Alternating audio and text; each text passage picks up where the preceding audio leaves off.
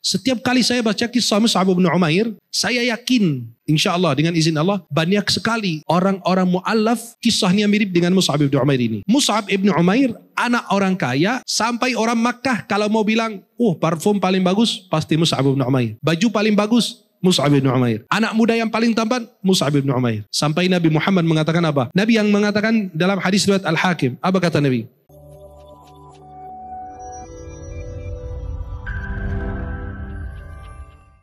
Assalamualaikum warahmatullahi wabarakatuh. Saya Ibu Dewi Purnamawati. Saya Anissa Teresia atau yang biasa dipanggil Tere. Saya Viana Jen Sanger. Mari kita sama-sama mendukung Yayasan Baitul Maqdis untuk program dakwah yang ada di NTT bagi para mualaf di pedalaman. Insya Allah akan ada ikhtiar-ikhtiar untuk memperjuangkan dakwah di bumi NTT. Bayangkan teman-teman, cuma ada sekitar 5% dari penduduk di NTT yang beragama Islam. Kita nggak boleh merasa ini bukan tanggung jawab kita. Tugas kita saling bahu-membahu dalam kebaikan. Mari kita sama-sama mendukung Yayasan Baitul Maqdis. Saya mendukung Yayasan Baitul Maqdis. Insya Allah ini adalah opportunity terbaik untuk kita dapat golden ticketnya Allah, ridho wal jannah. Semoga Allah memberikan keberkahan, memberikan kemudahan, tetap istiqomah di jalan dakwah, selamat berjuang di jalan Allah. Assalamualaikum warahmatullahi wabarakatuh. Alhamdulillahi Rabbil Alamin. Wassalatu wassalamu ala ashrafil mursalin. Sayyidina maulana Muhammadin wa ala alihi wa sahbihi ajma'in. Asyhadu an la ilaha illallah wahdahu la syarika lah. Asyhadu anna Muhammadan abduhu wa rasuluh. Allahumma salli wa sallim wa barik ala Sayyidina Muhammad wa ala alihi wa sahbihi ajma'in. Para jamaah yang dimuliakan Allah, uhibbukum jami'an fillah. Saya mencintai kalian semua karena Allah. Semoga Allah senantiasa mempertemukan kita di dunia dalam taat dan di akhirat di surganya Allah Subhanahu wa taala. Senang sekali di pagi hari ini bisa memandang wajah-wajah penghuni surganya Allah Subhanahu wa taala. Semoga kita yang hadir di pagi hari ini di tempat yang paling suci di muka bumi adalah masjid. Berdasarkan hadis dalam Sahih Muslim, ahabbul biqa'i ila Allah fil ardil masajid. Tempat yang paling dicintai oleh Allah di muka bumi adalah masjid. Semoga Allah sebagaimana bertemukan kita di dunia di tempat yang paling dicintai Allah, Allah bertemukan kita di akhirat di surganya Allah Subhanahu wa taala. Yang saya hormati dan saya muliakan pengurus dari Masjid Agung Sunda Kelapa serta jajaran, seluruh tamu, seluruh jamaah yang hadir. Ya mohon maaf saya tidak sebutkan satu persatu, namun tidak mengurangi rasa mahabbah, hormat, ta'zim kepada semua yang hadir. Wabil khusus moderator bersama saya. Mudah-mudahan sebagaimana Allah kumpulkan kita di dunia dalam taat, Allah kumpulkan kita di akhirat di surganya Allah Subhanahu wa taala. Halo? Halo? Masih ngobrol? Masih hidup? Jadi kita datang ke sini, waktunya jangan disia-siakan. Saya cuma dikasih waktu sama beliau 25 menit. Maka saya biasanya harus on time karena ada pematerian lain. Jadi waktu ini dimanfaatkan. Saking waktu berharga Allah bersumpah dengan waktu. Wal fajri, wad duha, wal asri, wal laili. Dalam Sahih Bukhari dari Ibnu Mas'ud, Nabi bersabda, dua nikmat sering dilalaikan orang. Nikmat sehat dan waktu luang. Dalam Sunan At-Tirmidzi, Nabi bersabda, tidak akan bergeser kaki seorang hamba di hari kiamat sehingga ditanya 4 hal. Di antaranya, an umurihi fi ma'afna. Umurmu kau habiskan untuk apa? Dan Nabi SAW itu kanat laisa lahu raha. Dalam Syama'il Muhammadiyah disebut, Nabi itu tidak ada waktu istirahat. Maka jalan Nabi itu cepat, langkahnya panjang. Nabi itu tidak ada waktu istirahat seperti kita ini. Istirahat ini kalau sudah berada di dalam surganya Allah. Amin. Maka manfaatkan waktu yang sebentar ini. Jadi kalimat mu'allaf, kalau dalam bahasa Arab tidak disebut mu'allaf. Tapi disebut al-mu'allafah qulubuhum. Dalam Al-Quran disebut. Salah satu di antara 8 asnaf golongan yang berhak mendapatkan zakat. Al-mu'allafah qulubuhum. Tapi kalimat mu'allaf dalam bahasa Arab tidak. Tapi disebut muslim jadid. Muslim baru. Maka orang muslim yang baru itu di istilah Indonesia kita sebut mu'allaf. Mu'allaf ini adalah orang yang tertarik dengan Islam. Tertarik dengan kemuliaan Islam. Keagungan Islam. Keberkahan dalam Islam. Bagaimana Islam ini menjadi agama mulia. Dan memuliakan semua manusia. Dan Islam ini datang agar mengeluarkan manusia daripada menyembah manusia untuk menyembah Allah, Rabb-Nya manusia. Dulu sebelum Islam ada, perempuan diremehkan. Perempuan kalau lagi halangan tidak boleh tinggal sama orang lain. Diremehkan. Tinggal di tenda yang tidak layak untuk hidup. Barang-barang yang disentuh oleh tangannya dibuang oleh mereka. Jadi Islam itu datang memuliakan perempuan. Perempuan itu adalah adik, kakak, anak, istri, ibu. Maka Nabi SAW dalam Sahih Muslim, Sayyidah Aisyah dalam keadaan haid, lagi halangan. Sayyidah Aisyah minum dari wadah atau tempat, atau kita sekarang istilah barunya gelas. Kemudian Sayyidah Aisyah minum dari satu tempat, kata Nabi, kamu minum di mana Aisyah? Di sini ya Rasulullah. Nabi meletakkan bibirnya di tempat bibirnya Aisyah, kemudian beliau minum. Beliau ingin menghilangkan bekas-bekas jahiliyah, bahwa wanita ini pada saat dalam halangan itu kotor atau najis, itu tidak sama sekali. Dan begitu Nabi SAW memuliakan wanita, dan Islam memuliakan perempuan, dan juga manusia secara umum. Maka orang mu'allaf ini adalah orang yang tertarik dengan Islam karena akhlak Islam. Maka kita harus, orang muslim Islam ini harus menjadi duta baik untuk Islam. Duta terbaik untuk Islam. Apabila kita keluar negeri, jadilah contoh terbaik untuk Islam. Saya punya teman dari London, namanya Mr. Bright, itu beliau masuk Islam karena kemuliaan akhlak umat Islam. Terutama dari kisah Salahuddin al-Ayyubi. Bayangkan, kadang-kadang dari perilaku keseharian kita kepada teman yang non-muslim, kepada teman-teman kita yang non-muslim, kadang-kadang itu berkesan di hati dia. Sampai salah satu perusahaan melihat, kok anak buahnya dia di wastafel itu karena nggak ada tempat duduk, dia ngangkat kaki cuci kakinya di situ. Dia kaget, ini orang cuci muka di sini. Justru untuk bisa memutihkan wajah kita, perlu kita cuci kaki dari situ. Jadi untuk apa? Untuk beribadah kepada Allah. Jadi orang itu atasannya masuk Islam gara-gara apa? Perilaku dia. Kadang-kadang dari tutur kata kita, dari akhlak kita, perilaku kita, itu yang menarik orang lain masuk Islam. Maka Anda bilang sama teman saya masuk Islam ini, kalau kamu masuk Islam atau mau belajar Islam, jangan belajar dari perilaku umat Islam. Kalau kamu lihat perilaku kita, nggak bakalan masuk Islam. Halo? Masih hidup?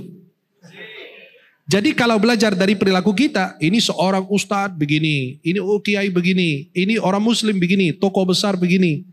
Ini korupsi, ini begini. Jadi lama-lama dia, waduh bingung ini. Oh ini muslim, udah haji, udah baca Quran, udah hafiz Quran, udah apa. Ternyata itu biasanya karena medsos itu dikuasai oleh Zionis Yahudi. Jadi itu yang ditampilkan yang buruk-buruk gitu loh. Padahal umat Islam itu masih dalam kebaikan. Al khairu fi wa fi ummati ila yaumil qiyam. Kebaikan ada padaku dan umatku sampai hari kiamat.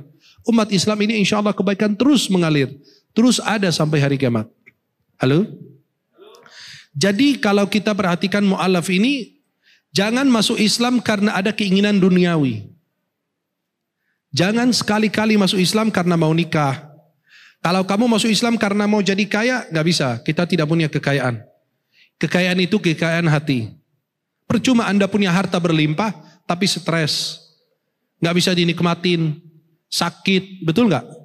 Itu kan Islam itu apa? Yang diberikan adalah apa? Kenyamanan, kebahagiaan di dunia, dan keselamatan di akhirat. Itu yang kita harapkan.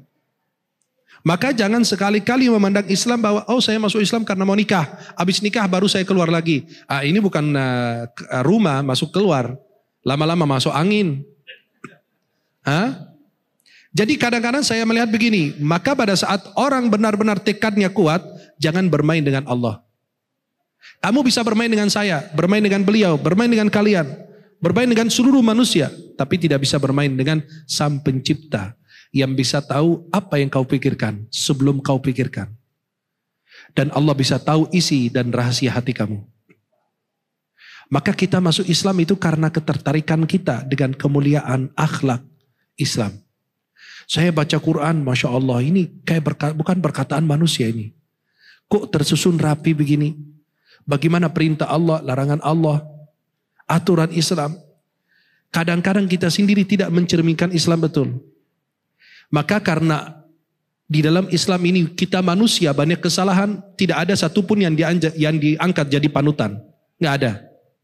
Tidak.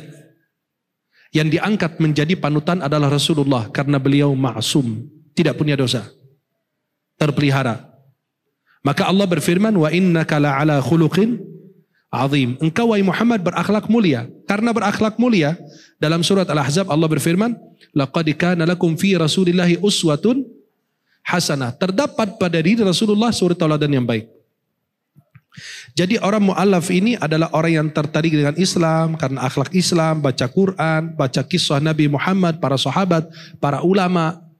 Seorang anak memperlakukan ibunya begitu, seorang ibu memperlakukan anaknya bersama tetangga muslim maupun non-muslim, itu karena ketertarikan untuk akhlak Islam. Saya ada 2 cerita, karena waktu saya dibatasi sama beliau ini, sudah 11 menit apa? Ya, halo? Saya 2 kisah, tolong diperhatikan. Kan manusia lebih senang dengar kisah gitu ya.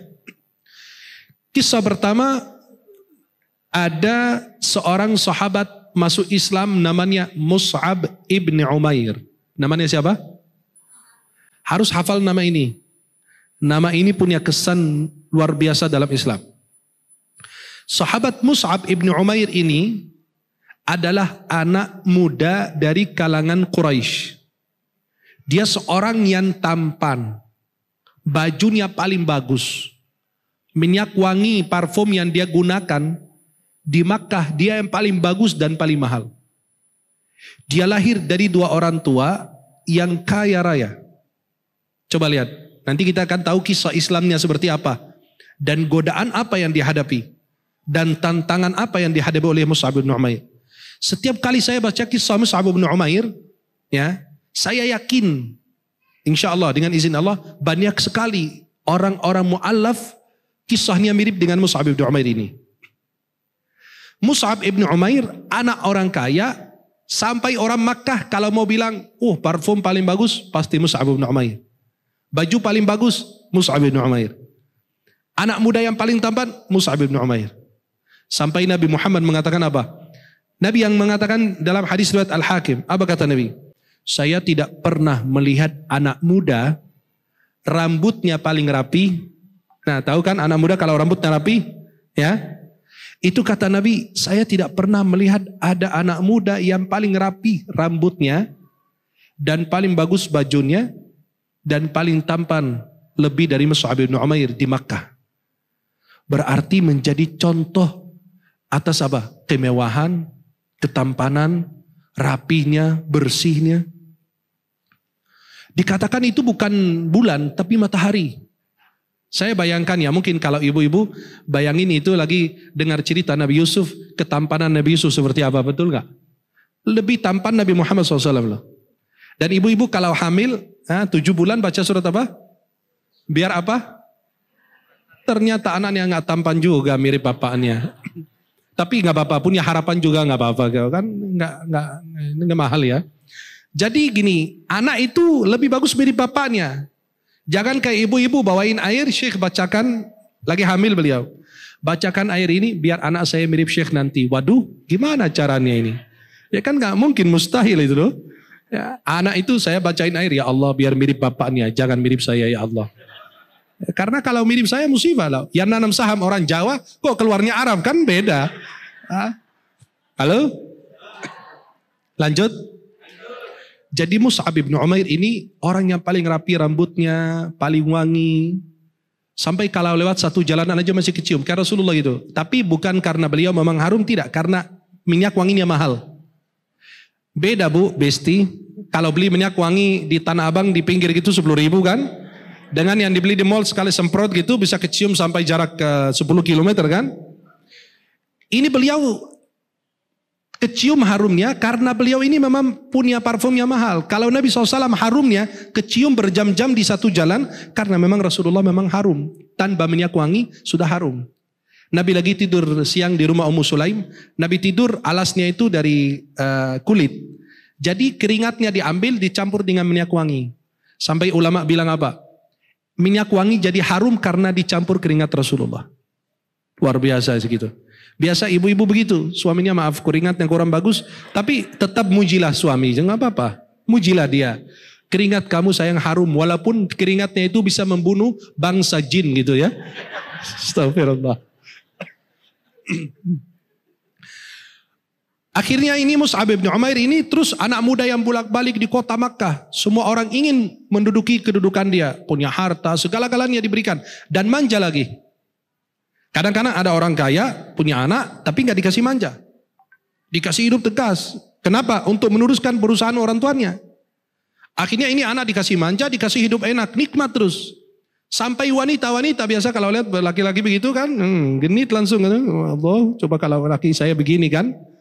Atau saya tukar tambah dengan yang saya punya gitu kan. Ini laki-laki, semua wanita di kota Makkah ingin menikahi dia. Maaf, dia begini isyarat aja, semua berebut. Suatu saat dia dengar tentang Islam. Dia dengar ada seorang Rasul yang mengatakan dia adalah utusan Allah. Tiba-tiba Mus'ab bin Umair tanpa berpikir panjang lebar, dia dengar Rasulullah itu berkumpul bersama sahabat sembunyi-sembunyi di dar namanya apa? Rumah namanya rumah Darul Arqam. Nabi kumpul sama sahabat, Nabi kasih arahan dan lain sebagainya. Ini Mus'ab bin Umair datang tanpa berpikir panjang lebar langsung masuk Islam. Ini anak orang kaya, tampan, dikenal orang. Ya mau nggak mau harus sembunyikan keislamannya. Dia sembunyikan keislamannya, lama-lama, ya maaf, ya kalau ini kalau botol ini botol parfum, tapi nggak kecium. Tapi kalau jatuh pecah, baru kecium nggak? Begitu dengan parfum, lama-lama akan keluar harumnya. Begitu lama-lama keluar harum Islam dari dirinya. Sampai dikatakan beliau ini dilihat oleh Uthman ibn Talha suatu saat lagi sholat. Mus'ab bin Umair ini lagi sholat, dilihat oleh Uthman bin Talha. Ya namanya manusia, tahu sendiri ya. Kalau lihat orang, ya langsung lari, lapor. Ya, intelijen. Langsung ke ibunya Mus'ab bin Umair. Tuh anakmu masuk Islam tuh lihat. Ibunya stres. Kok bisa? Meninggalkan ajaran nenek moyang kami, dia ikut Islam. Waduh gila nih anak. Akhirnya di stop itu semua kekayaan dia. Udah gak pakai mewah lagi. Baju yang bagus, parfum yang bagus, harta yang berlimpah, gak ada lagi. Tapi ibunya apa? Tuh ini yang sering terjadi. Kalau Anda mau masuk Islam, tantangan banyak. Ternyata bukan dari sekarang, sejak dahulu sudah ada. Jangan beranggapan ini Anda sendiri yang ditantang oleh keluarga. Enggak. Anda ini cuma hanya dibilang, ya udah kalau kamu masuk Islam pergi sana, saya gak mau kenal kamu. Gak apa-apa deh.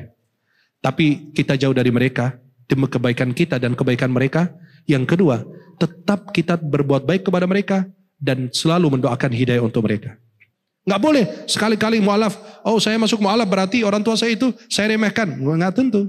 Bisa mereka masuk Islam, bisa Islamnya lebih bagus dari orang Islam sendiri, betul? Maka pada saat kita masuk Islam, kita cerminkan akhlak Islam yang baik. Jangan sampai kita masuk Islam kayak orang maaf baru hijrah, sebulan 2 bulan, teman-teman yang dulu suka nongkrong sama mereka, pas ketemu, ente masih nongkrong di situ. Jangan remehkan orang lain. Dzalika kuntum min qablu famanallahu alaikum. Kalian dulu seperti itu pernah dalam kesesatan, tapi karena anugerah karunia Allah kamu bisa dapat hidayah. Mus'ab bin Umair itu kata ibunya apa? Kalau kau tidak meninggalkan agama ini, saya tidak akan makan. Tuh lihat. Saya tidak akan makan, saya tidak akan minum, saya tidak akan berteduh. Kata ibunya apa? Saya nggak mau makan, saya nggak mau minum, saya berdiri di siang hari panas-panas sampai kau tinggalkan agama itu. Dan saya berdiri tengah malam dingin-dingin, saya nggak bakalan. Saya nggak akan tinggalkan itu sampai kamu tinggalkan agama. Dan Mus'ab bin Umair ini luar biasa. Saking cinta dengan ibunya dan saking ibu mencintainya dia, sampai ibunya itu pingsan berkali-kali dibawa pulang. Ya kan berdiri di tengah terik matahari panas, bayangin di timur tengah, di gurun, berdiri panas, pingsan berkali-kali. Anaknya itu tidak goyang imannya. Nggak kayak kita, baru diancam dikit aja langsung, oh ya udah saya balik lagi. Ini akhirnya ibunya dibawa pingsan berkali-kali. Lama-lama keluarganya bingung, ini anak kok nggak berubah. Yang dilakukan apa? Dia ditangkap, tuh lihat, ditangkap, dikurung di rumah, ditahan. Semua harta kekayaan itu diambil, baju yang mewah, harta semua diambil. Artinya apa? Kembali ke nol. Kembali ke mana? Kalau kita sendiri, maaf, baru hijrah, baru mu'alaf, tiba-tiba hilang teman-teman, hilang perusahaan, hilang ini, hilang itu. Itu sebenarnya ujian agar Allah mengetahui siapa yang berdusta dalam iman dan siapa yang jujur dalam imannya. Itu Allah ingin ngecek dulu. Benar gak ini iman beneran gak?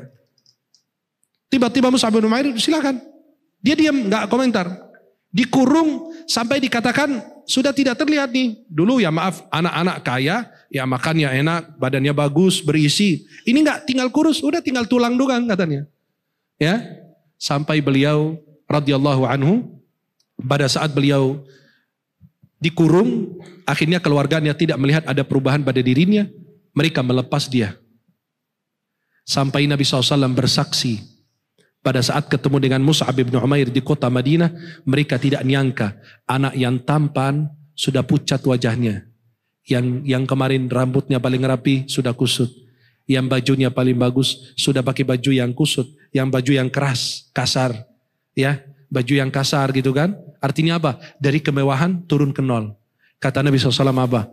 Saya tidak pernah lihat ada seorang anak muda di Quraisy, di Makkah, yang lebih rapi rambutnya, lebih tampan dia, bajunya paling bagus, diberikan kemewahan daripada Mus'ab.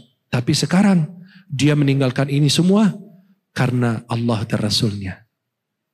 Bayangkan Nabi bersaksi bahwa dia orang yang ikhlas meninggalkan segala-galanya karena Allah dan Rasul.